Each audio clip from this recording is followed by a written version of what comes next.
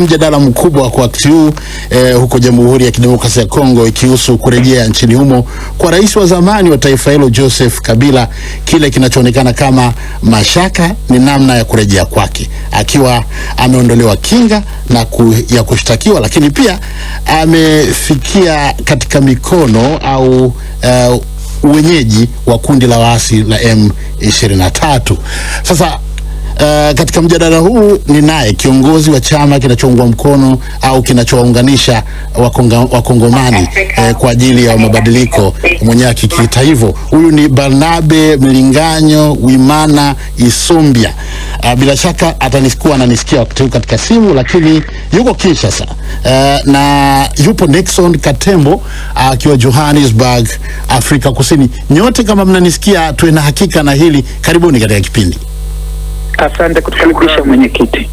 Nikianza na Mlinganyo, tunavyokufahamu kwa taarifa, wewe ni mtu tuseme wa karibu na Rais Joseph Kabila, na kinachozungumzwa sasa hivi ni kwamba Kabila amezuru mashariki mwa Kongo. Kuzuru unaweza ukenda alafu baadaye ukaondoka. Huyu Kabila amekwenda Kongo kwa maana kwamba amerejea nyumbani kuja kwa makazi, au ametembea kwa muda mfupi alafu ataondoka? Shukrani kwa kunipangia muda huu ambao ninaweza nikazungumza kwenye DTV kwa sababu inakuwa ya mara kwanza. Karibu. Rais Kabila alikuwa mtoto mdogo wakati kwenye madaraka, na alikuwa na maoni ya kufikia moja inaweza kuwa nchi democratic na inaweza ikajengwa na watoto wa Kongo. Alafu masiku ambayo amefanya uongozi, amefanya ile ambayo yeye alipasha kuweza kufanya, na ile wengine akaachia wengine, akafikiria kwamba wale ambao watakuja wataendelea kujenga Kongo. Sasa kabla hii yeye ameacha, inakuwa miaka 7 sasa, matusi na matusi kila siku, kudharauliwa na kudharauliwa, hata akafika kwa kipindi akaanza peke yake binafsi kuinda watu wa chama yake, kuinda jamaa yake.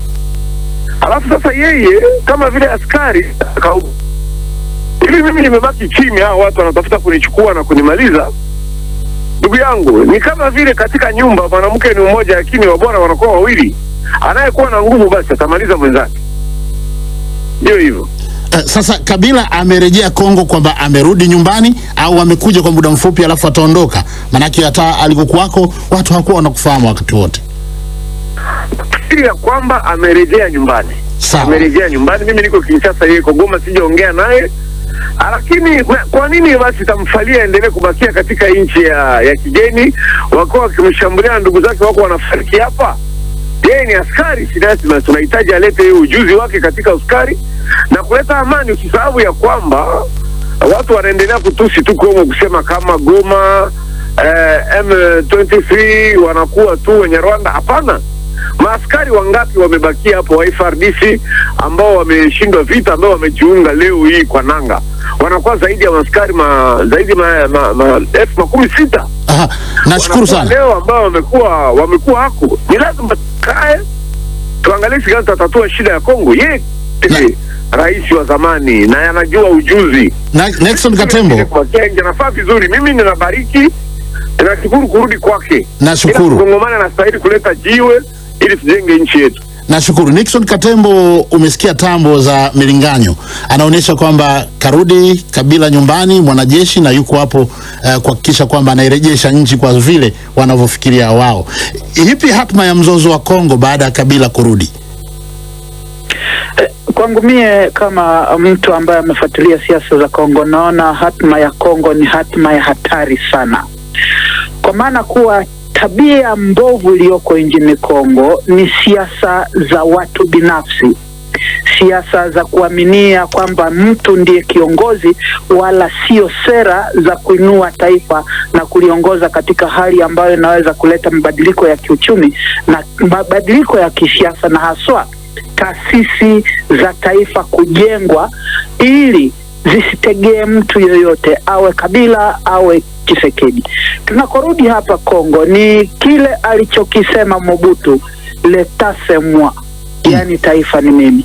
na tunaona haya katika sera zake na mchakato mzima wa siasa za Kabila pamoja na Tshisekedi mwenyewe, kwamba kiongozi anaweza akawateua wale ambao ni wapambe wake na watu wa karibu yake ambao wanaegemea na kumsifia yeye kuliko kwanza kuangalia maslahi mapana ya taifa. Kabila mwenyewe alisalia madarakani miaka 18. Akajaribu kujenga taasisi za taifa kwa msingi ambayo inamnufaisha yeye binafsi na watu wa karibu naye na chama chake. Sasa hili ndilo tatizo kubwa ambalo mimi naliona Kongo, kwamba Kongo isipokuwa makini na wanasiasa wake wasipochukulia kwa hali ambayo ni ya ujenzi wa taifa na uzalendo, taifa hilo linaweza likasambaratika. Milinganyo, unamsikia Nixon hapo, bila shaka anaonesha pengine kama amekata tamaa. Kabila anaishi wapi sasa hivi kwa taarifa yako? Najua wewe ni mtu ambaye unafikiria yuko kambini pale Goma au ana makazi maalum. Manake kwa namna ulivyoeleza ni kama mtu sasa kaja kufanya makabiliano ya kutafuta nafasi ya kurejesha kile ambacho anakihitaji kwa namna yoyote. Kabila hivi tumepata ripoti ya kwamba iko Goma na anakuwa akizungumza na watu, anakuwa akitokea. Usisahau kama ya kwamba wanasiasa wengi ama watu wengi leo ambao wanakuwa wanaume wazima wamekomaa pamoja naye, watu wanapita kumsalimu na anaendelea kusikiliza watu. Sasa hebu tueleze tu kwamba atafuata mkondo gani? Yako mazungumzo ya amani yanaendelea, yako ya kikanda, yapo katika mataifa nje kama Marekani nayo yanashirikisha, kuna Doha yanaendelea. Yeye Kabila hapa anaonesha kufuata mkondo gani kuhakikisha kwamba amani ya Kongo pengine inarejea, au ana namna gani ambayo wewe unaifahamu? Alifai kusema kama tumerudi tena katika tariki 2000, na yeye ana support mazungumzo ambayo inaongozwa na wapadri na mapasta ama ile tunaita hapa kwetu Senko na SSA. Amekubali ya kwamba watoto Kongo imesemekana katika ulimwengu mzima, lakini wakongomani peke yao hawaongee Kongo. Ndiye ameshurti kusema ya kwamba tuikae sote pembeni ya baba wa imani, mapadri na mapasta, watuikalishe tuongee Kongo. Unajua Kongo kunabakia miaka 35 tu ili tushiriki miaka 100 ya independence ya nchi yetu. Inakuwa wakati ambao tunastahili kuikaa na kujenga nchi. Hatutaendelea tena kuangalia wanadamu, hatutaendelea tena kufuatilia watu. Hiyo muda imepita. Hivi sasa ni lazima tufikiri Kongo, tuombe Kongo, tukule Kongo na tuone Kongo bwana. Nixon, namsikia hapo Milinganyo. Mazungumzo ya Doha, Washington na haya ya kanda za maeneo ya Afrika pengine yataweza kubadili mkondo kwa uwapo wa Kabila sasa? Mwelekeo wake utaendelea kubakia vile au uelekeo utabadilika? Azma ya taifa na mazungumzo yanaendelea huko Doha pamoja na uingiliaji wa Marekani ni kwa wakongomani wenyewe.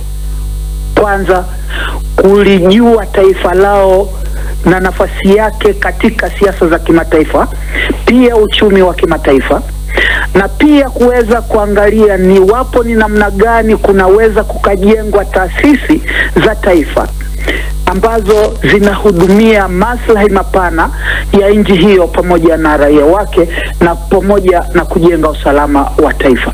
Sasa ukija kuwashirikisha watu wa nje wakati ambapo inaonekana dhahiri kwamba wana maslahi ya kiuchumi ndani ya nchi hiyo, sidhani kwamba itaweleta tija kwa kitu chochote ikiwa wakongomani wenyewe wanaendelea kupigana kati yao, na pia haswa swala la kusabikiana kwamba huyu ndio mwenye madaraka sasa, tumunge mkono tuendelee mbele, kuliko kutafakari zaidi kuweka taasisi ambazo zinakidhi mahitaji ya raia wa kawaida.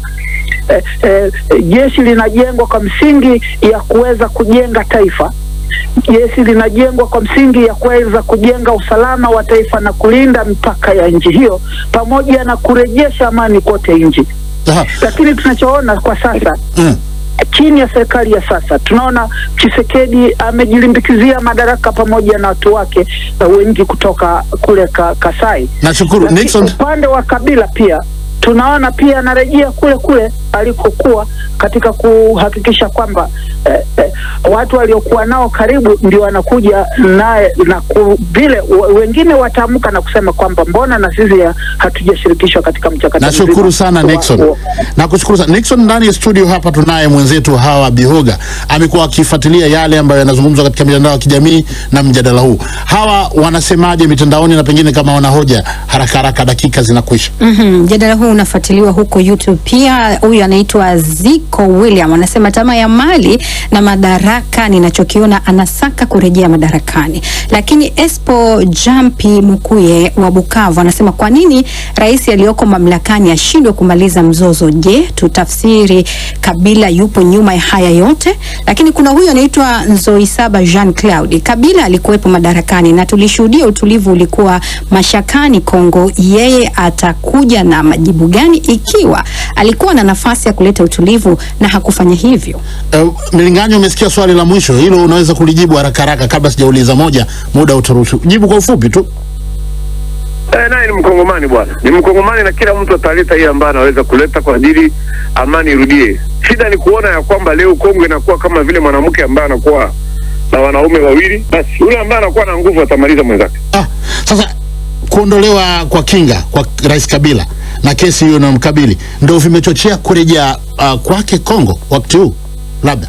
Basi hiyo ni marufuku kubwa. Mtu ambaye amekaa kimya, hawachokoze, hasemi kitu, unafikiri muondoe kinga sasa, ili wakati mnaiondoa shabaha yenu ni mlinganyo upatikani vizuri. Katembo, tumalizie na wewe kwako. Kabila atakuwa na nafasi gani kama kutafanikiwa kutafikiwa makubaliano kati ya Rwanda na Kongo? Kwa majibu mafupi tu. Ni dhahiri ana nafasi kubwa katika ujenzi wa taifa wa Kongo, lakini si kwa ajili ya manufaa yake binafsi. Angalie maslahi mapana ya taifa, na angalie iwapo namna gani anaweza kufanikisha usalama nchini na kuwaleta wakongomani pamoja, ikiwemo rais wa sasa, wote wakae kwenye meza ya mazungumzo, na angalie namna gani kushughulikia ujenzi wa taifa, haswa amani ambapo inahitajika kote nchini, na raia wa Kongo angalau wanusie swala la maendeleo, swala ambalo halijawahi kufanyika katika zaidi ya miaka 60 ambayo nchi hiyo imeweza kujinyakulia uhuru kutoka kwa Belgiji. Nixon Katembo ukiwa Johannesburg nchini Afrika Kusini, na kushukuru kwa kushiriki kipindi hiki na mahojiano haya kwa ufupi, lakini pia nimshukuru Barnabe Milinganyo ambaye alikuwa akizungumza moja kwa moja kutoka Kinshasa. Yeye ameondoka katika mtandao wetu, lakini najua mantiki ya kile alichokisema umesikia. Kwa upande wa pili studio kulikuwa na Hawa Bihoga, naye pia namshukuru. Asante.